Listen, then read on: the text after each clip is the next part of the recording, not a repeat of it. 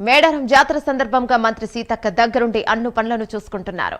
సమయానుకూలంగా అధికారులతో సమీక్షలు నిర్వహిస్తున్నారు. కమాండ్ అండ్ కంట్రోల్ రూమ్ లో అధికారులు పోలీసు సిబ్బందితో సమావేశం ఏర్పాటు చేశారు.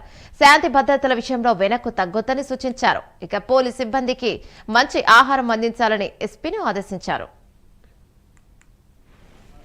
సమ్మక్క సారలమ్మ మేడారం మహాజాతర 2026 కోసం శాంతి భద్రత భాగంగా మేము అన్ని ఏర్పాట్లు చేసినాం.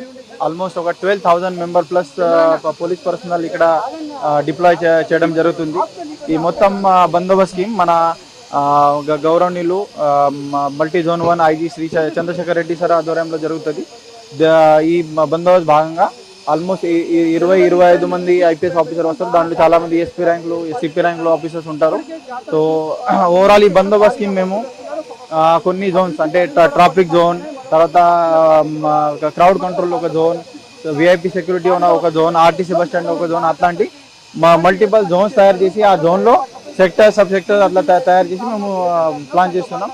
ముఖ్యంగా క్రౌడ్ కంట్రోల్ చూస్తే దీంట్లో ఈ వర్షిప్ ఏరియా, జాతర ఏరియా, ప్రొసెషన్ అట్లా రకరకాల అన్ని ఏరియాలో మేము కవర్ చేసి ఎక్కడ కూడా ఎటువంటి ఇష్యూ లేకుండా మేము భక్తులకి best of the best experience కలపాలి అని మా ఉద్దేశంతో మేము పని చేస్తున్నాం. 100% ఈ మా